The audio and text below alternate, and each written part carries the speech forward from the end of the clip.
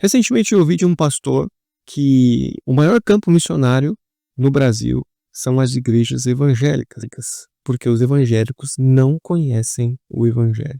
Olá, seja muito bem-vindo a este canal aqui. Se não me conhece, eu me chamo Wesley, eu sou pastor e teólogo, e este é o canal Teologia do Cotidiano. Aqui a teologia nos encontra no nosso dia a dia.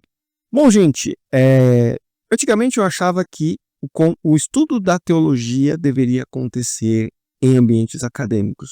Acho que por essa razão, assim que eu tive a oportunidade, eu fui para o seminário de missões. Eu me formei no seminário de missões, depois eu me formei no seminário pastoral, seminário voltado para pastores e líderes, e depois eu me formei na faculdade de teologia como bacharel em teologia. E eu entendi uma coisa muito importante. O fundamento da nossa fé não necessita de ambientes acadêmicos. É claro que se você tem oportunidade de ir para um seminário, vá. Se a tua igreja tem condições de te enviar para um seminário ou você tem condições de estudar em um seminário, faça isso. É muito importante, é muito bom, eu te aconselho a fazer. Mas a gente tem que entender uma coisa.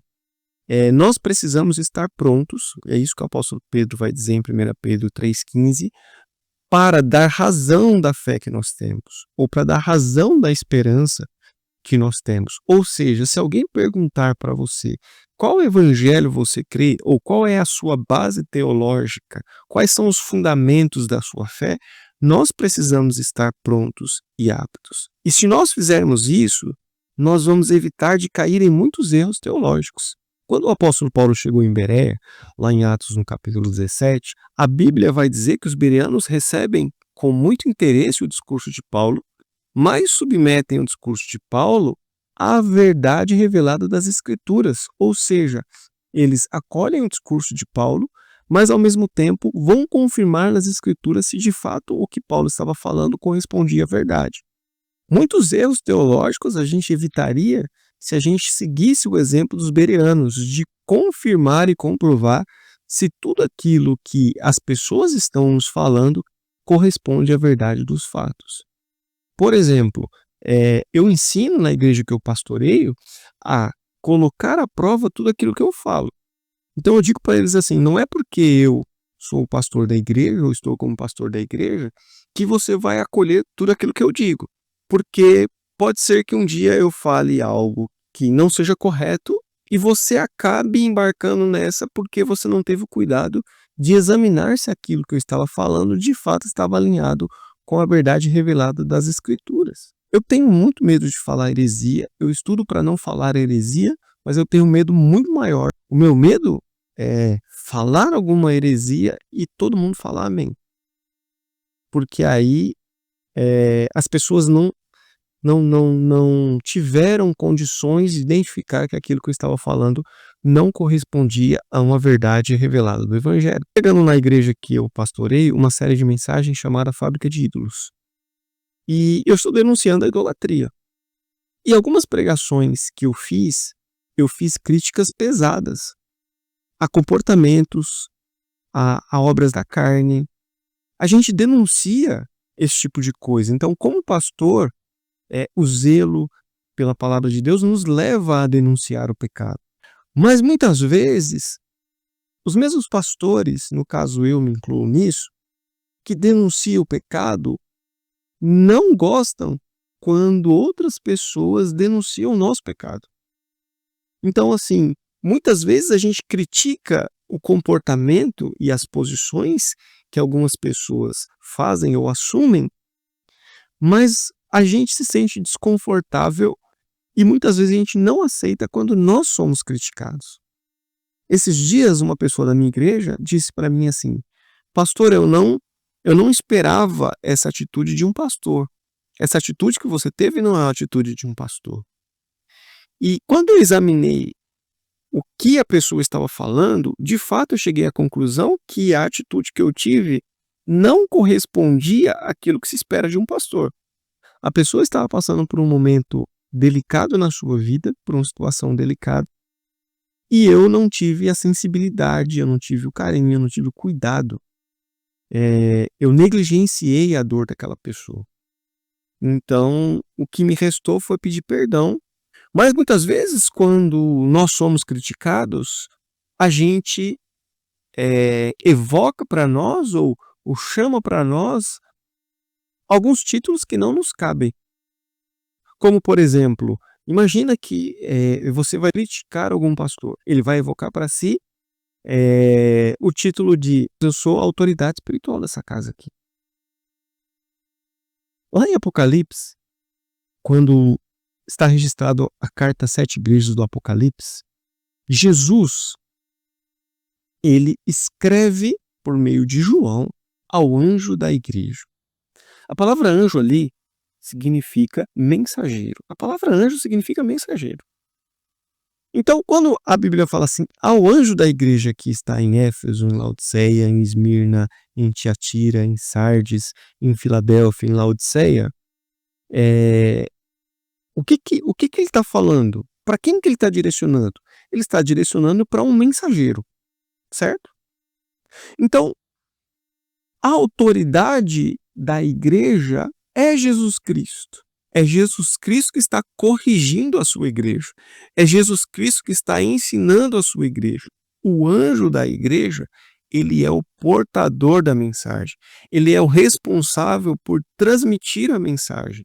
Então, enquanto pastores, nós somos apenas mensageiros. A autoridade sobre a igreja vem de Jesus Cristo. Então, muitas vezes, quando nós denunciamos e criticamos pastores que ultrapassam a fronteira da barbárie, excedem os limites pastorais, eles dizem assim, eu sou autoridade nessa casa aqui. Espera aí, a autoridade do corpo de Jesus é o próprio Jesus. É o próprio Jesus. Todos nós, inclusive o pastor, está debaixo, em total submissão à autoridade de Jesus Cristo. Aí a gente evoca também um segundo título. Se esse não deu certo, a gente vai para outro. Não toques no ungido do Senhor. Já ouviu essa expressão? E aí parece que essa expressão é um salvo-conduto para que eu cometa barbáries, porque você não pode tocar no ungido do Senhor. O ungido do Senhor é o pastor da igreja? No Antigo Testamento, quem era ungido? O rei, o profeta e o sacerdote. Todos eles representavam a figura de quem? Do Rei dos Reis, daquele que é o Verbo encarnado, ou seja, da palavra encarnada, Jesus Cristo, da profecia encarnada, Jesus Cristo. E o sumo sacerdote, o sacerdote segundo a ordem de Melquisedeque. Quem que é o ungido da igreja? Não é o pastor, não é o líder. O ungido da igreja é Jesus Cristo. Ele é o ungido por excelência.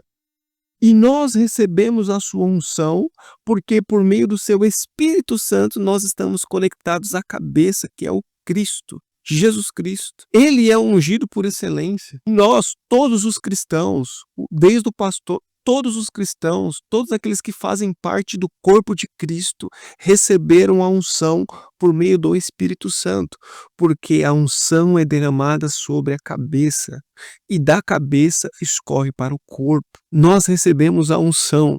Todo cristão recebeu a unção, porque está conectado a Jesus Cristo por meio do seu Espírito. Então, se a gente busca conhecer e se a gente busca mergulhar no Evangelho e criar fundamentos para a nossa fé, a gente evita cair nesses enganos. Sabe um engano que é simples e que muita gente cai, e é por isso que talvez a igreja evangélica se tornou um campo missionário, porque as pessoas não conhecem o Evangelho. Sabe qual é o engano que a maioria entra? Confundem a estrutura com a igreja. A estrutura deve contribuir para o avanço da igreja, mas estrutura é uma coisa, igreja é outra. Isso daqui é um microfone, é uma estrutura, é um meio para eu me comunicar com você aí.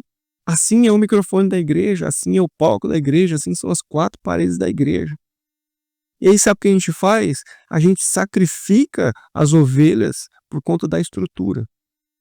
A gente mata as ovelhas para promover a estrutura. Quando na verdade é o contrário. A estrutura precisa ser sacrificada para promover o reino de Deus. E aí pastores se empenham em promover a estrutura, aí melhoram a estrutura, aí recolhem mais, aí arrecadam mais. A igreja não é o povo que arrecada e recolhe, a igreja é o povo que distribui e multiplica, que avança no reino de Deus, que transforma vidas. Então, a gente precisa aprender a diferenciar o que é estrutura, o que é cargo e o que de fato é a igreja do Senhor. E o que de fato é o que Deus deseja de nós. E o que de fato é culto. O altar de Deus é a minha e a sua vida. Lá eu subo na estrutura do palco da igreja para comunicar a verdade do Evangelho. Mas o altar é a minha vida rendida ao Senhor diariamente em um relacionamento com Deus. Faça uma coisa. Submeta tudo isso que você ouviu à verdade do Evangelho. Se por acaso algo que eu falei está fora da verdade do Evangelho, coloque aí nos comentários. Beleza? Bom, esse foi o vídeo de hoje. Considere se inscrever neste canal se este conteúdo te ajudou, te abençoou.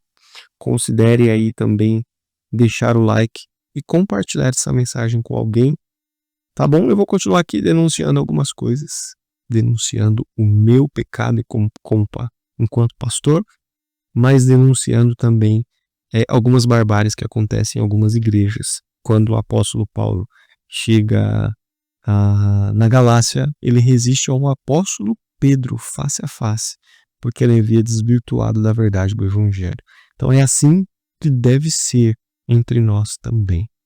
Você precisa da razão da fé que você crê e o porquê que você crê.